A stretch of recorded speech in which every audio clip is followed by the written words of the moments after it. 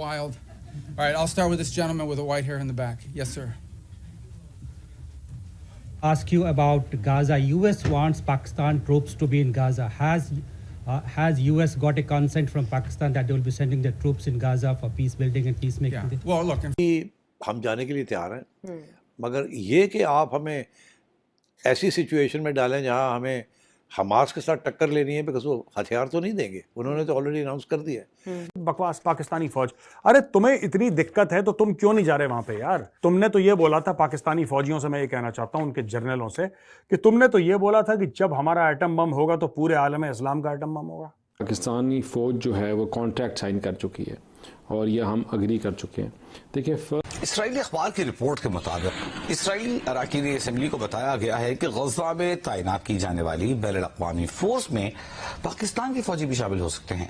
کیا واقعی پاکستان کے اوپر اتنا پریشر آئے گا کہ Pakistan will have no choice but to do it؟ اسرائیل کے بچوں کی دیکھیں جو فورس ادھر ہوگی وہ نوکری نہ کرے، ہم اس چیز میں بلیو کرتے ہیں، وہ اس چیز میں بلیو کرے کہ ان بچوں کی اور ان لوگوں کی جان اور مال کی جو پروٹیکشن ہے وہ ہم پہ فرض ہے۔ تو جس دن تمہیں بہت بڑا آفر مل جائے گا تم وہ بھی بیچ دو گے۔ اسلام کو تو تم اے ٹی ایم کی طرح استعمال کرتے ہو، اے ٹی ایم مشین کے اندر اسلام ڈالا، اندر سے ڈالر نکلے، بس اسی لیے تم اسلام کا استعمال کرتے ہو۔ اگر ایسی سچویشن نہ ہوتی کہ ہم نے کوئی فیصلہ کر لیا ہوتا کہ ہم جائیں گے اور جو کہا جائے گا وہ کریں گے، تو اسحاق ڈار صاحب یہ بیان پہلے نہ دیتے۔ یہ جب دے دیا نا انہوں نے بیان، اس کا یہ مطلب ہے کہ ایک پوزیشن آرٹیکولیٹ کر دی ہے، اور اس کے لیے پھر بے شک ان کو اپنی جان بھی قربان کرنی پڑے، وہ اس جذبے کے ساتھ وہاں جائے۔ دیکھیں پاکستان فوج جو ہے اور آپ اس بات کے حق میں ہیں کہ پاکستانی فوج غزہ میں جانی چاہیے؟ آرٹیکولیشن یہ ہو رہی ہے کہ اگر پاکستان نے یہ موقف اختیار کیا تو ڈونلڈ ٹرمپ ناراض ہو جائیں گے۔ بالکل ایسے ہی ہے۔ سفید گھر نے ایک حکم بھیجا ہے، ایک پروانہ بھیجا ہے کہ جو عاصم منیر صاحب ہیں وہ جو ہے فلانے دن جو ہے وہ سفید گھر میں تشریف لائیں گے اور وہاں پہ یہ بات ہوگی۔ دوستو جے ہند، راشٹر لوک ٹی وی میں آپ کا سواگت ہے۔ ابھی تک آپ نے ویڈیو کو لائک نہیں کیا ہو تو لائک کیجئے، ساتھ ہی چینل کو سبسکرائب ضرور کریں۔ چلیے چلتے ہیں ویڈیو کے آگے کی اور۔ ایسی سچویشن نہ ہوتی کہ ہم نے کوئی فیصلہ کر لیا ہوتا کہ ہم جائیں گے اور جو کہا جائے گا وہ کریں گے، تو اسحاق ڈار صاحب یہ بیان پہلے نہ دیتے۔ یہ جب دے دیا نا انہوں نے بیان، اس کا یہ مطلب ہے کہ ایک پوزیشن آرٹیکولیٹ کر دی ہے۔ اب وہ پیغام پہنچ گیا ہر جگہ پہ جہاں پہنچنا تھا کہ ہم جانے کے لیے تیار ہیں۔ بہتر تو یہ ہے کہ انڈر دی یونائٹڈ نیشنز ہو تو وہ بہتر ہے، مگر اگر اس کے علاوہ بھی اگر کوئی ایشو ہے تو ہم we will not be part of a force that is going to get into action against Hamas. اچھا، اب انٹرسٹنگ بات آپ کو ایک بتاؤں، یہاں اسپیکولیشن یہ ہو رہی ہے کہ اگر پاکستان نے یہ موقف اختیار کیا تو ڈونلڈ ٹرمپ ناراض ہو جائیں گے۔ بالکل ایسے ہی ہے۔ اب ڈار صاحب کو بھی جانتا ہوں اور مجھے پتہ ہے پاکستان کا موقف کیا ہے، کسی صورت میں بھی پاکستان اس قسم کی فورس کا حصہ نہیں بنے گا، اور مجھے یقین ہے کہ یہ بات امریکنوں کو بتا دی گئی ہے پہلے سے۔ اچھا، دس از مائی ویو۔ یہ نہیں کہ it will come as a shock to Donald Trump.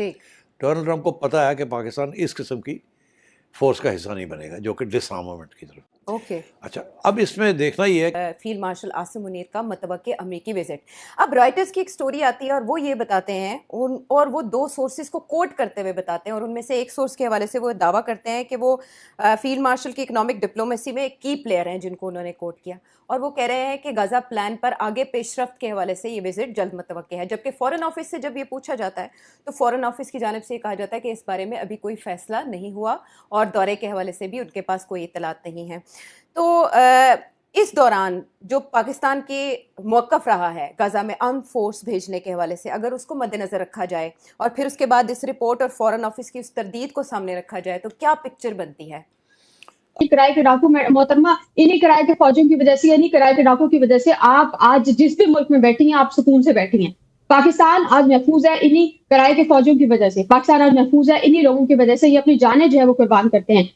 دوسرا، غزہ میں فوج بھیجنے والی جہاں تک بات ہے، دیکھیے غزہ میں فوج بھیجنا پاکستان کا اپنا انٹرنل مسئلہ ہے، اس حوالے سے پراپر کام ہوگا، اور اس کے بعد ہی پھر اگر یہ فیصلہ کیا جاتا ہے تو یہ فیصلہ کیا جائے گا۔ عائشہ دیکھیے، ڈونلڈ ٹرمپ کی طرف سے تو بڑی کلیئر ہے پوزیشن کہ ایک انٹرنیشنل فورس بنے گی، اس میں یہ ٹروپس آئیں گے مختلف ممالک سے، اس کی جو لیڈرشپ ہے وہ ڈونلڈ ٹرمپ کرے گا، اور ان کا مقصد پیس رکھنا ہے، جی مگر اس کے علاوہ ایک اور بھی مقصد ہے، وہ یہ ہے حماس کو ڈسارم کرنا، جی بیکاز یہ اسرائیلی ڈیمانڈ ہے کہ ہم اس قسم کی فورس کو اسی صورت میں اجازت دیں گے کہ اگر وہ ہماری مدد کرے ٹو ڈسارم حماس سے ہتھیار ان سے چھیننے ہیں۔